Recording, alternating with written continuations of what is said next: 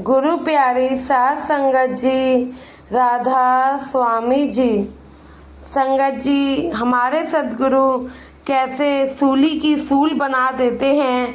बड़ी से बड़ी परेशानियां वो मिनटों में ख़त्म कर देते हैं। यह तो सिर्फ सद्गुरु ही जानी जान है। कैसे वो अपने बच्चों का ध्यान रखते हैं, यह तो सिर्फ वह ही समझ सकते हैं। यह घटना भी एक ऐसे ही सत्संगी भाई की है जो बताते हैं सद्गुरु ने कैसे उनकी खुद आकर जान बचाई। अगर सद्गुरु उनकी जान ना बचाते तो आज वह इस दुनिया में ना होते।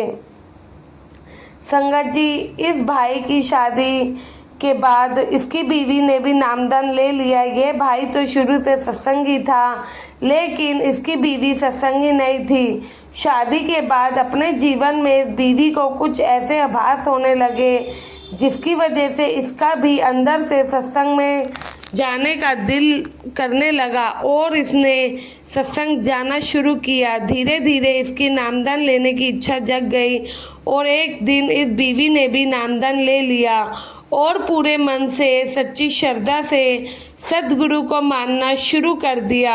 शादी के बाद इस बीवी के 2 बच्चे थे और आज उन दोनों की शादी हो चुकी है। ये बताती हैं, यह बीवी अपने पति के साथ हुई घटना को बताती हैं और कहती हैं कि यह घटना गैर सत्संगी लोगों के सामने भी हुई थी तो वह भी अचंभित रह गए थे पूरा का पूरा नज़ारा देखकर कि ऐसे चमत्कार भी इस दुनिया में होते हैं। और सद्गुरु को आभार व्यक्त करती हैं कि उन्होंने इनके पति की जान बचाई।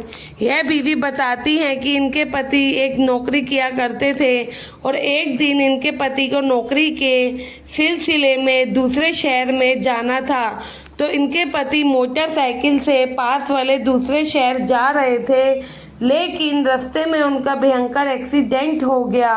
उस समय वह सड़क सिंगल थी और सामने से एक अचानक ट्रक आया तो बीवी के पति ने जल्दबाजी में अपनी मोटरसाइकिल को दूसरी तरफ ले जाना चाहा, लेकिन दूसरी तरफ तेजी से एक कार ने बीवी के पति को मोटरसाइकिल समेत टक्कर मार दी और इनके पति दूर तक घसीटते हुए काफ़ी दूर चले गए। और इसी बीच दूसरी तरफ से एक और ट्रक आ रहा था। उस समय अपने आप ही सड़क पर लहूलुहान पड़े इनके पति सड़क की दूसरी तरफ पलट गए और ट्रक के नीचे आने से बच गए। फिर आसपास के लोग वहां जमा हुए और इन्हें अस्पताल पहुंचाया गया और किसी ने इनके घर में भी खबर कर दी। घर वाले घबरा गए और दौड़ते हुए अस्पताल पहुंचे। तब तक डॉक्टर इनके पति को इमरजेंसी वार्ड में शिफ्ट कर चुके थे और डॉक्टरों ने कहा कि इनके सर पर बहुत गहरी चोटें आई हैं, इनका ऑपरेशन करना पड़ेगा। लेकिन एक और समस्या थी, उस समय रात का समय था। रात का समय होने के कारण हॉस्पिटल में कोई भी बड़ा डॉक्टर अवेलेबल नहीं था, लेकिन जो इनके पति को ज़्यादा ही चोटें आई थी तो ऑपरेशन करना भी उसी समय ज़रूरी था। तो डॉक्टर इस बीवी के पास आते हैं और कहते हैं, हम आपके पति को ऑपरेशन के लिए ले जा रहे हैं और हमने डॉक्टरों को भी फ़ोन कर दिया है, उनको आने में कम से कम 3 से 4 घंटे का टाइम लगेगा और जब तक हमसे जो हो सकता है हम वो कर रहे हैं। इतना कहकर डॉक्टर वहां से चले गए, लेकिन बीवी का रो रो के बुरा हाल था और वह अपने साथ बाबा जी की फ़ोटो लेकर आई थी। तो बाबा जी की फ़ोटो के आगे अरदास करती है कि बाबा जी आप सब जाने जानो, आपसे कुछ कहने की ज़रूरत नहीं है, अब आप ही को आगे सब संभालना होगा। बीवी के रिश्तेदारों ने बीवी को हौसला दिया और कहा सब ठीक हो जाएगा, बाबा जी अपने आप कुछ ना कुछ जरूर करेंगे। इधर अब 3 घंटे बीत चुके थे और डॉक्टर ने फ़ोन करके पता किया तो उन्हें मालूम चला कि गुड़गांव से आने वाले डॉक्टर को अभी 2 घंटे और लग सकते हैं, क्योंकि रास्ते में बहुत ज़्यादा ट्रैफिक है और जगह जगह पर पुलिस के नाके लगे हुए हैं। यह सुनकर घर वाले और डॉक्टर और भी थोड़ा घबरा गए, क्योंकि उनके जो कि सीरियस थी उनकी हालत, अगर ऑपरेशन टाइम पर ना हुआ तो उनकी जान भी जा सकती थी। तो यहाँ वाले डॉक्टर ने फ़ोन पर सारी बात गुड़गांव वाले डॉक्टर को बताई। गुड़गांव वाले डॉक्टर ने कहा कि आप पेशेंट को ऑपरेशन थिएटर में ले जाओ और मैं जैसा कहता हूँ आप तब तक वैसा करना शुरू करो, कुछ समय में मैं पहुँच ही जाऊँगा। तो डॉक्टर ने बीवी से कुछ कागज़ों पर साइन करवाए और उसके पति का ऑपरेशन शुरू कर दिया।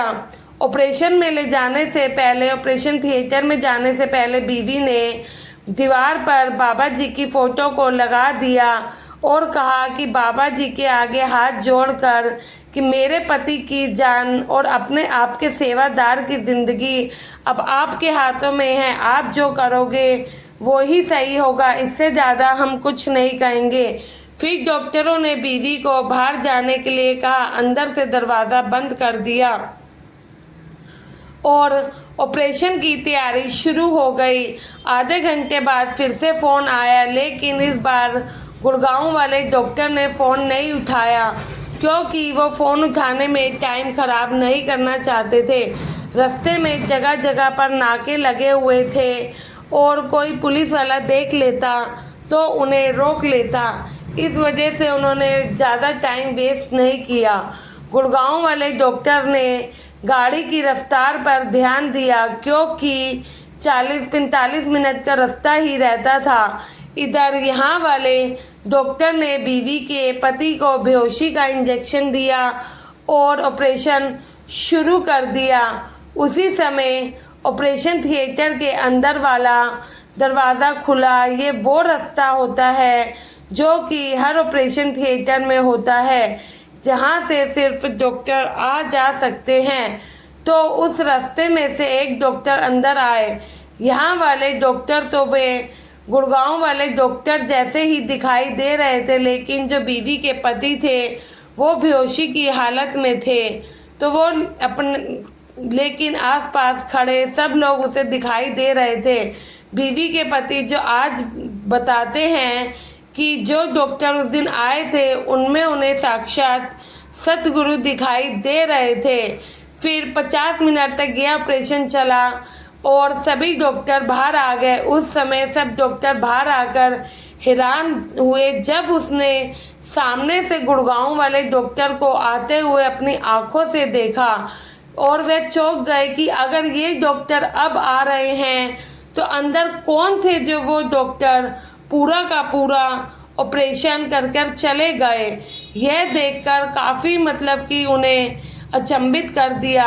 संगत जी, थिएटर रूम में सीसीटीवी कैमरा तो नहीं होता है जिस वजह से वो जाकर देख सके।